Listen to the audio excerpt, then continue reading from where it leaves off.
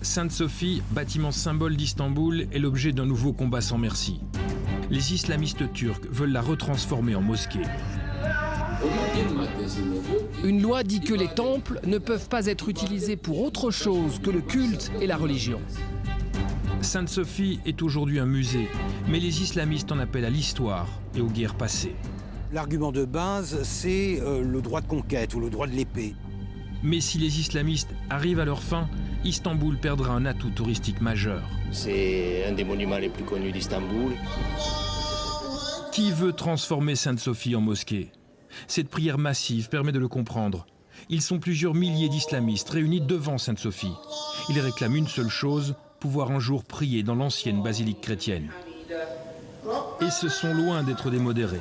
À leur tête, on retrouve le cheikh saoudien Abdallah Basfar, qui dirige la prière. En 2012, il a été interdit de séjour en France, à la suite de l'affaire Merat. Le gouvernement français considérait qu'il poussait les jeunes au djihad.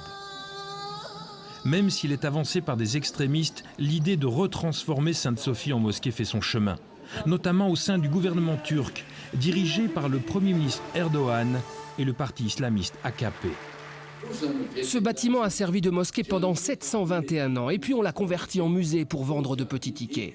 La chose que nous avons à faire est claire, ceci reste une mosquée. Au cours de son histoire, Sainte-Sophie fut une église sous les Byzantins, une mosquée sous l'Empire ottoman, puis en 1934 un musée. Ce qui permet de voir cohabiter à l'intérieur du même bâtiment des merveilles artistiques chrétiennes et musulmanes. Mais si Sainte-Sophie redevient une mosquée, tout va changer. La religion islamique interdit toute représentation de Dieu. Ces mosaïques chrétiennes de plus de 1000 ans seraient cachées aux yeux du public sous une couche de plâtre ou seraient murées.